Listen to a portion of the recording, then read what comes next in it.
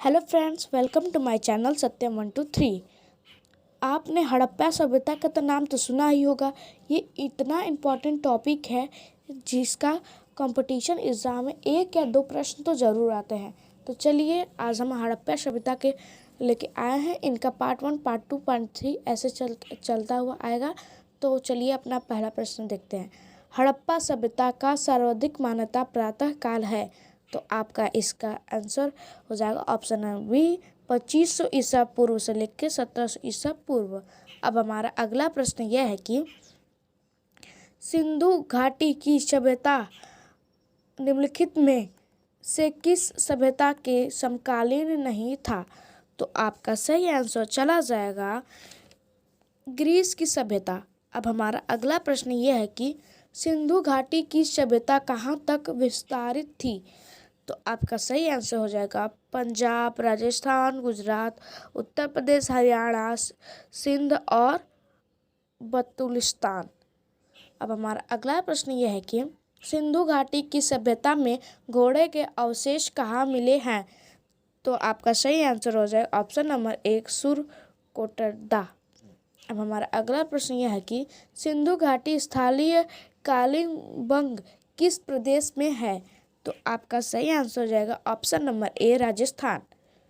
अब हमारा अगला प्रश्न यह है कि निम्नलिखित में से किस पदार्थ का उपयोग हड़प्पा काल की मुहरों या मुद्राओं के निर्माण में मुख्य रूप से किया गया है। तो आपका सही आंसर चला जाएगा ऑप्शन नंबर ए, सेलखड़ी। हमारा अगला प्रश्न यह है कि हड़प्पा सभ्यता किस युग की थी। तो आपका सही आंसर हो जाएगा ऑप्शन नंबर 1, कांस्य युग। अब हमारा अगला प्रश्न यह है कि सिंधु घाटी सभ्यता के लोगों का मुख्य व्यवसाय क्या था। तो आपका सही आंसर हो जाएगा ऑप्शन नंबर ए, व्यापार। अब हमारा अगला प्रश्न यह है कि हड़प्पा सभ्यता के निवासी थे। तो आपका सही आंसर हो जाएगा शहरी। अब हमारा अगला प्रश्न यह है कि सिंधु सभ्यता के घर किससे बनाए जाते थे। तो आपका सही आंसर हो जाएगा ऑप्शन नंबर ए, ईंट से। अब हमारा अगला प्रश्न यह है कि हड़प्पा वासी किस वस्तु के उत्पादन में सर्वप्रथम थे। तो आपका सही आंसर हो जाएगा ऑप्शन नंबर 3, कपास। अब हमारा अगला प्रश्न यह है कि निम्नलिखित विद्वानों में से हड़प्पा सभ्यता का सर्वप्रथम खोजकर्ता कौन था। तो आपका सही आंसर हो जाएगा दाई राम साहनी।